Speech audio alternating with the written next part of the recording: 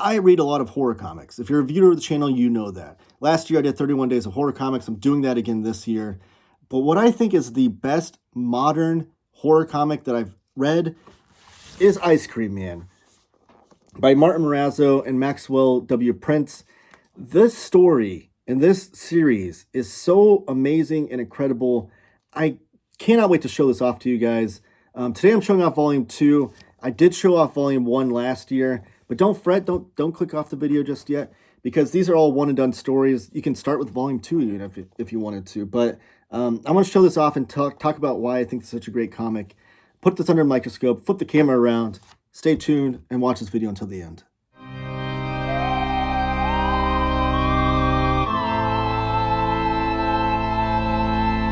My name is Taylor. This is Taylor Talks Comics. Thank you for joining me on my 31 days of horror comics all throughout the month of October. Every single day, you can expect a new video from me discussing a new horror comic or horror comic related topic. And today, I'm talking about Ice Cream Man. I'm going to specifically focus on Sundae Edition Volume 2. Last year for Halloween, I did a video on Sundae Edition Volume 1. So I'll link you to the video above and below. But today I'm going to focus on this one. But don't fret, don't turn off the video just yet, because this is an anthology comic where every single issue is one and done. So you can pick up any random issue of Ice Cream Man and get a complete fun story, just the same as you can pick up Volume 2 and enjoy it. And again, I'll link the Volume 1 as well, so you can check that out if you want. But yes, please give the video a thumbs up, subscribe if you haven't already, and comment down below with your thoughts on Ice Cream Man. I want to hear your thoughts on what you think the best modern horror comic is, or the best horror comic of the 21st century. In my opinion, it's this. I want to hear what your opinion is, and we can have that discussion down in the comments below. But yes, this is the Sundae edition. This is the new deluxe edition hardcover that they've been coming out with. I'm hoping to come out with Volume 3 soon, because it's been, I think, over a year since Volume 2 came out. But they look awesome on the shelf. I do love the fact that they have 1 scoop for Volume 1, 2 scoops for Volume 2 on here as well. And there's great looking books together. Oh, and look at the end papers. They're so cool. There's all the credits you have. Like I said, written by W. Maxwell Prince, illustrated by Martin Morazzo, colored by Chris O'Halloran, lettered by Good Old Neon, and then design and production as well. And then here are all the stories throughout here. And like I said, they're all one and done stories. You can read any of them and be satisfied. Then here's a quote from Cormac McCarthy, and then here's chapter 13. So each chapter too, this deluxe edition is made really well. It has like a chapter break page that literally tells you which chapter or issue, and then the next page is the cover without the trade dress for the following issue. So you still get the full cover, but then also a chapter break. Now the first issue in this book is the palindrome. It can be read forwards or backwards from the last panel backwards, or backwards from the last panel to the first. It's up to you. So this, one of the things I love about Ice Cream Man is how experimental it will be with the format of comics.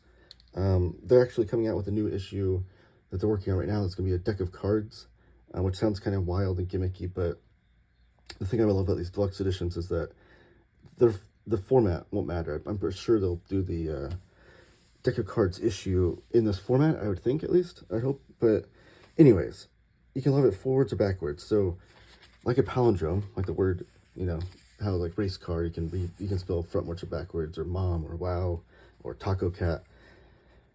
It's the same as the story. So you can literally start with this page and go all the way through the panels until you get to the very end. Or you can start at the very back of it, which it tells you again, this is a comic as a palindrome, but it's in the backwards form, and it goes backwards that way. And you can enjoy it both frontwards and backwards. Now I will say that the actual pulling that off, I'm sure was extremely difficult to, you know, actually map out and do, which I think in the back there's actually back matter where they did that. But I think W. Maxwell Prince drew like stick figures for Martin Morazzo. The payoff for that issue though wasn't the best, but I think it's because I think it's more of an experiment of the form, which is fine.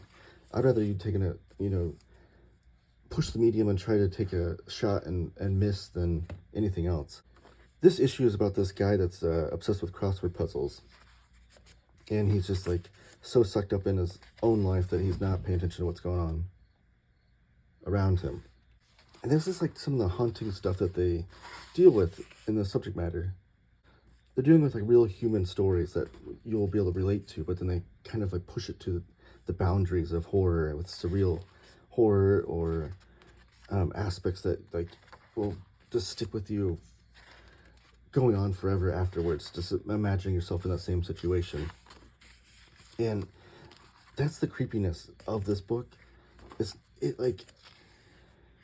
It's not like overly gory or doesn't have like jump scares, like page turn jump scares or anything like that. Like that's not where the beauty of the horror of Ice Cream Man comes in. It's when the fact that it can touch on real human emotions throughout every story, that you'll feel like relating to these characters. And you'll fall in love with these characters. Again, these are all one and done stories. So like the Ice Cream Man character is the main component of every single issue, but the surrounding characters of the issues are all new characters. So it's hard to get you to be sucked in and follow these brand new characters every single issue, but they find a way to do it. They find a way to get you sucked in. And just by the end of it, it's like this crazy, like Twilight Zone kind of twist at the end, or, towards the end that just really sticks with you. And like for the rest of the day, you'll be thinking about the issue of Ice Cream Man you just read. And that's kind of the amazing part about this, is that like, you can go, like I said in the preamble, you can go to the comic book shop and pick up a random Ice Cream Man issue off the stands and read it and be satisfied. And that's something you don't get with modern comics too much anymore.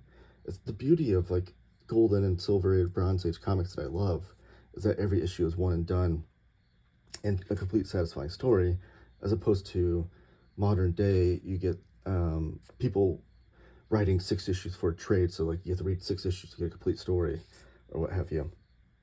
Not with Ice Cream Man. But even binge reading it in this format is not a bad thing either. Like, you might want to read a few issues and put it down just because, like, that's kind of like and you'll feel satisfied because you just feel like you want to sit with you and think about it more, but it's just so amazing. Now, this one is about this dad who is reading his daughter's secret diary. And at first, it's like typical father's like, oh no, my daughter's growing up too fast.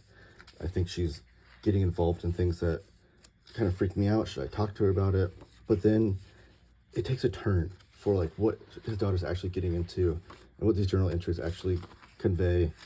And I'm going to flip because I don't want to spoil anything for you. But how it ends is freaking wild. And it turns into something completely different than you expect. This one was one of my favorite issues too, number 17 here, with Confection Comics. You see like the Action Comics number 1 homage here, which is amazing, but he's holding up an ice cream truck instead.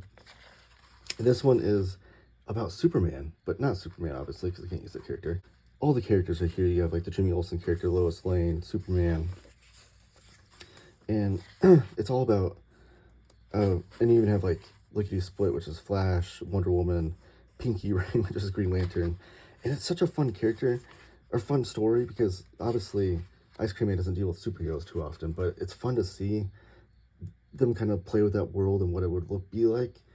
And even more fun now today, because Martin Morazzo and W. Maxwell Prince are actually working on a 5-issue Superman story. So reading this just made me want to read that miniseries even more. But again, every single issue is going to bring you a whole new adventure, a whole new kind of aspect that you didn't expect. This one's about this guy that's like on his deathbed and he's just having flashbacks to different characters, and you'll see some of these characters appear throughout all the books. And that's kind of the cool thing too, is like, yes, every story is one and done, but you'll see things pop up here and there the more issues you read.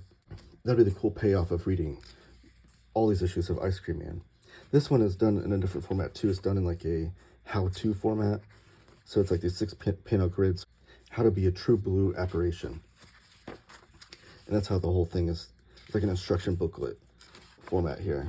Again, just playing with the form, playing with the format, and I just love it. It's like every time you pick up a new issue, you don't know what to expect going to Ice Cream Man. You just know that you're going to be satisfied as a fan of the story. This one is done in like children's book format. So like they'll have like these famous children books. This one really stuck with me. Probably because like just the subject matter of like children's books is like such a wholesome and like sacred thing. But the fact that Ice Cream Man plays with it is just like unsettling for sure. So this is a children book format. So this, instead of Goodnight Moon, it's Goodnight You. And these kids that Ice Cream Man is reading to, his bedtime story, they're like, wait a minute, these stories are creepy. And then instead of the Giving Tree, it's the Loving Tree. And we get the Giving Tree type art here. Like, Martin Morazzo does an amazing job playing with all these different ideas that W. Maxwell Prince has and playing with the format of these things. And I love the Giving Tree, and that definitely was playing off of the Giving Tree, but making it even more, not even just sad and depressing, because Giving Tree is a sad story, but making it like haunting. Then here's the Dr. Seuss kind of motif. This is Green Eggs and Ham, but told a lot differently. And these kids are just like, what are these stories? What are you telling us? And then it has like this twist at the end that I don't want to spoil. This one is awesome too, because this one plays off of like Watchmen. If you read Watchmen, the comic, and it has like the 9-panel grid just like Watchmen does. It's not done as like a cover band, like kind of homage to it. It just has a lot of different formal things that are like Watchmen. The story itself, you know, it's kind of like a murder mystery of sorts, like how Watchmen begins. The end is nigh. He's got that sign right there. Like you can see, like that looks like Rorschach at the beginning. So like the imagery and the format and things like that, and the types of storytelling you'll remember from Watchmen. There's some story beats that are similar as well, but overall, it's telling a different story and has like a really cool ending to it. This one is a advent calendar one, so you see all the different dates of Christmas leading up, or all the different days of December leading up to Christmas, and what they're getting from the advent calendar. Again, just playing with the form. There's so many cool ideas they have. So I think that's oh, and then, sorry, maybe I'll skip to the back here. I'm trying to not spoil so much for you guys, but there is an issue of Haha in here. That was a 6-issue series that Martin Morazzo did with a bunch of different artists. And the last issue was done by Martin Morazzo, the artwork was. So they included that in here as well, and it does a crossover with the Ice Cream Man, which is really good. Now, after that, there's these mini comics were made in quarantine. So during 2020, in quarantine, they still wanted to keep making comics. So these are short little quarantine specials. And these were put online. That's where they serialized these. And they're short stories, but not as long as your total, your full issue of Ice Cream Man. So I'm glad that they put these all in here like this. The Pinky Ring makes a return. And because these had never been collected in a physical form, so it's really cool they put these in here to pack in at the end. And then we get to the variant covers, which there's so many good variant covers for Ice Cream Man too. It's one of the hallmarks of the series, I believe. And I love the gallery because they have all the names listed in order of who you're about to see. At the bottom, they tell you the artist of each. So it's a really cool way to format that. Sometimes I get kind of irked by collections because they'll either have like only that to where you have to go back and count like, okay, the 7th page, that's okay. Or they won't have any sort of credit at all, and if the artist doesn't clearly put their signature, you don't know who it is. I love this format of how they did this. Paul Rentler, I love his stuff. Patrick Horvath of Beneath the Trees Where Nobody Sees fame.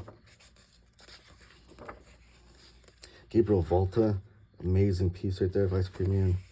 And then here's, since they did the children's book kind of motif, these are like multiple printings of this issue, because I guess this was one of the best-selling issues they've ever had, which, again, because of the playing with the form and playing with the covers and everything like that, they have like best-selling issues that are just random issue number 20 and stuff, and I love that. They don't have to reissue their number 1 every single time. But here's a 2nd printing, 3rd printing, 4th printing. So every time Martin Morazzo's doing a new riff on Seuss, Andre Sorrentino, he's so good with his art. Then here's Martin Morazzo doing like combining covers. So issue 6 of Haha and issue 24 of Ice Cream Man. It's like the crossover that they do. And then here's the H's for Haha, another Seuss riff. And then here's some concept art of different characters that Martin Morazzo was creating for the stories that are in this collection. Here's him working out the roughs of what the covers will be, which is fun to see him work out. Because the covers are all so good too. Like, if they're not homage covers, it's just cool to see the ideas that Martin Morazzo is coming up with. And then the swatch closely. Here's all. If you buy a single issue of Ice Cream Man, the inside cover and the back cover have like a different design motif to them. And they're done by Ashley Walker. So here's all the ones for the issues within this book. Here's the palindrome thing with the stick figures that I told you W. Maxwell prints did, and working out those kinks. And then our closing afterward by W. Maxwell prints. It's such a fun book. It's unsettling. It's not going to be horror because it's gory and like has jump scares or anything like that. It's going to be horror in the sense that it's unsettling and sticks with you long after you read them. And that's the kind of horror that I love. Let me know down in the comments what your favorite modern horror comic is, what you think the best of the 21st century is. Give the video a thumbs up. Subscribe if you haven't already. I'm doing 31 days of horror comics, and I don't want you to miss out on any of those. So hit the bell notification icon as well. Thank you guys, and keep talking comics.